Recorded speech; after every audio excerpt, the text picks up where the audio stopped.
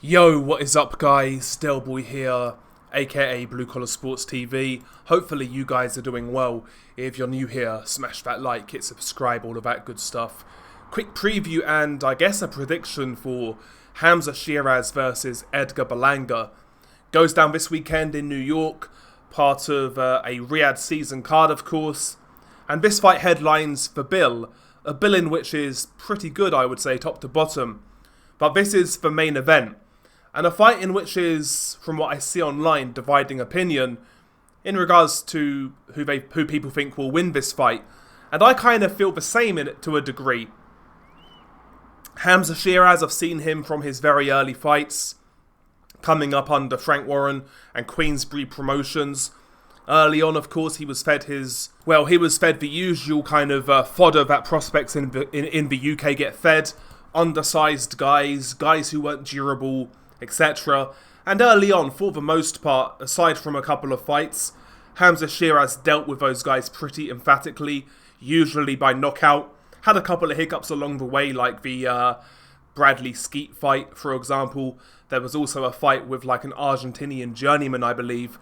But for the most part, he looked pretty good in dispatching of these guys. And of course, at middleweight, Hamza Shiraz, very tall, very long, 6'3", quite a long reach of 75 inches. And on the way up, while I wasn't necessarily on the Hamza Shiraz hype train, well I wasn't, but at the same time I still felt he had a good base of fundamentals to work from. Good jab, good straight punches, a decent uppercut. For a tall lanky guy, he's got pretty good punch variety. He does like to go to the body now and again. He delivers his shots quite well, turns his knuckles over, whether it be through straight punches or wider punches like hooks. And combine that with the size. If you have good fundamentals and good size in a weight class, plus a bit of power, you can go a very long way. So I was always looking at Hamza Shiraz, wondering whether he would get better, wondering whether he could compete at world level. Well, he fought Carlos Adames, of course, in a middleweight title fight for the WBC title, and in that fight, he drew. That fight was ruled a draw, but in my opinion, and most people's opinion, he lost that fight quite clearly. Out-hustled by Carlos Adames. Carlos Adames would throw punches in bunches, would work up close on occasion, would work the body. And for me, Hamza Shiraz's lack of experience really shone through. And more worryingly, he couldn't really offset Carlos Adames. And I felt there was times in that fight where he was looking sorry for himself, I would say. And it made me question his physical strength, his faith in his chin. Of course, he's been dropped before. And whether he's really about it when it gets tough. To be honest, he does the basics well, like I said. In certain fights, he can look quite effective, but I do have doubts whether he can really cope when you put it on him. Now, since the Adames fight, he's moved to super middleweight. He still, of course, has the dimensions for super middleweight at 6'3" with a 75-inch reach. Still taller and longer than his opponent, Edgar Berlanga. He's got the frame for 168. Does he have the strength? Does he have the chin to withstand that sort of power? Not sure. I do believe he is the more skilled fighter in this fight. In terms of basic fundamentals, he's got a much better jab than Edgar Berlanga. He's got a better straight right, just better straight punches in general.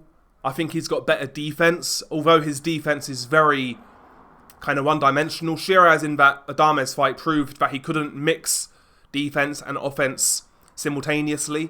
But when he's on defensive mode, he does cover up quite well. He's got a good guard. Despite his defense being basic, I still think it's better than Edgar Berlanga's.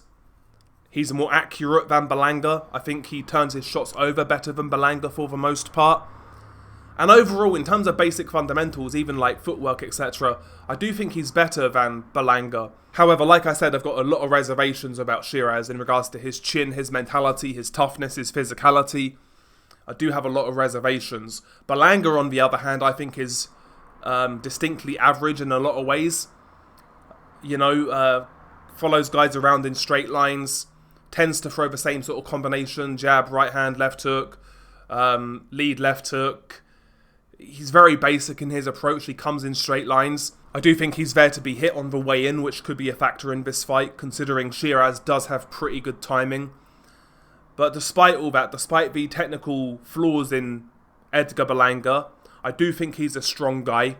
You know, he's quite a thick-set super middleweight. He's not a small 168-pounder. He's got some sort of punching power. I think his punching power has been drastically overrated in the past, based on his early fights where he was knocking everybody out in the first round.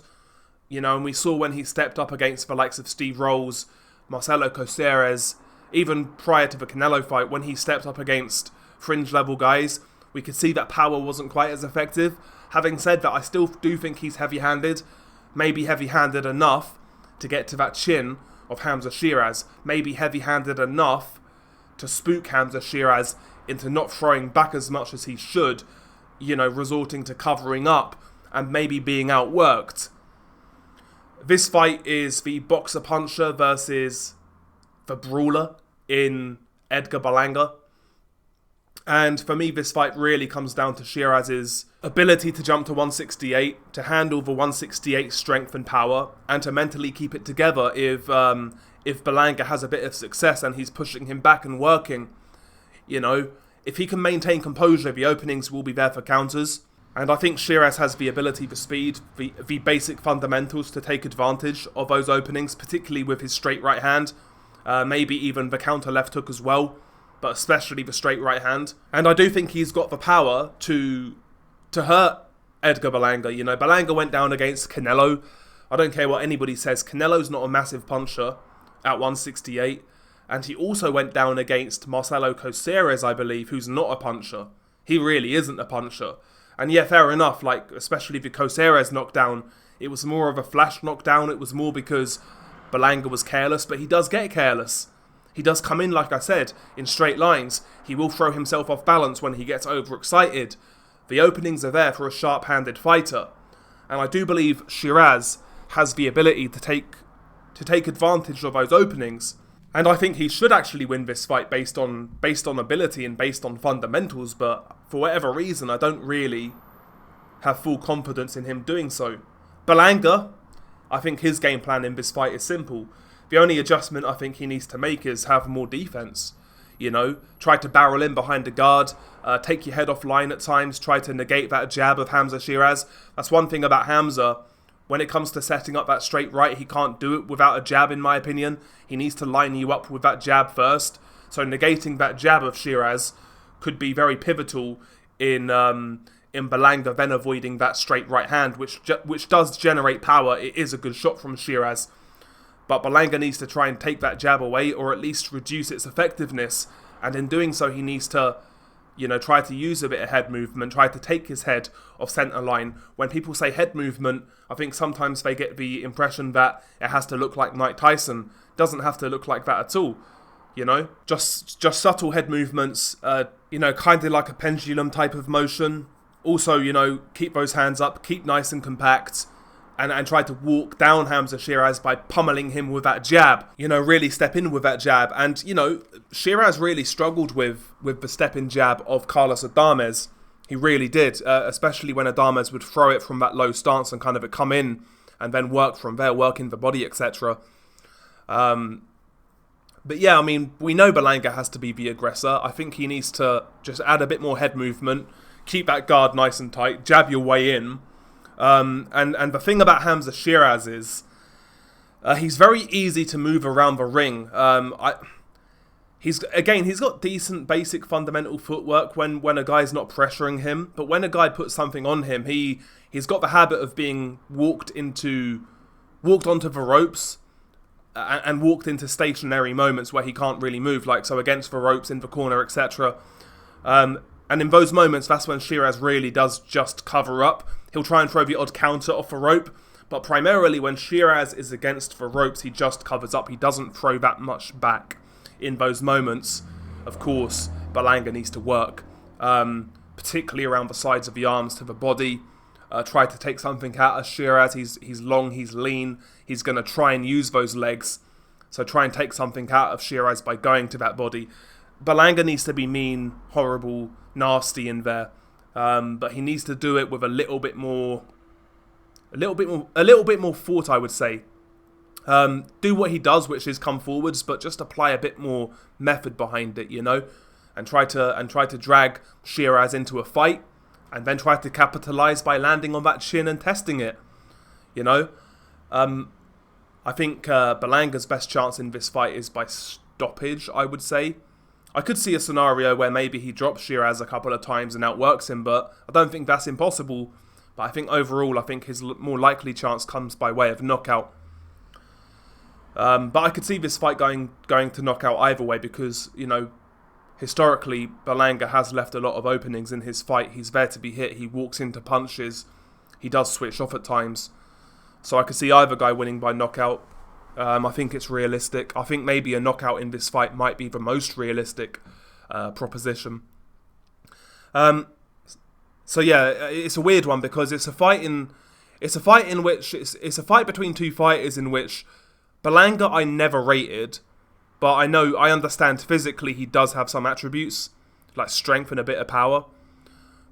And in regards to Shiraz, it's somebody who I was keeping my eye on. I felt there was potential there, but I've totally gone off him. That Adames fight left a bad taste in my mouth, personally. And I'm not sure he's got what it takes either.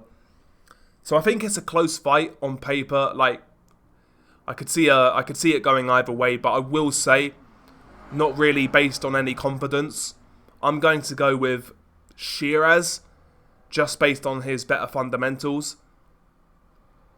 And do you know what? I'm going to scrap what I said. I'm going to go Shiraz on points. I'm actually going to go Shiraz on points, but I can see it going any which way.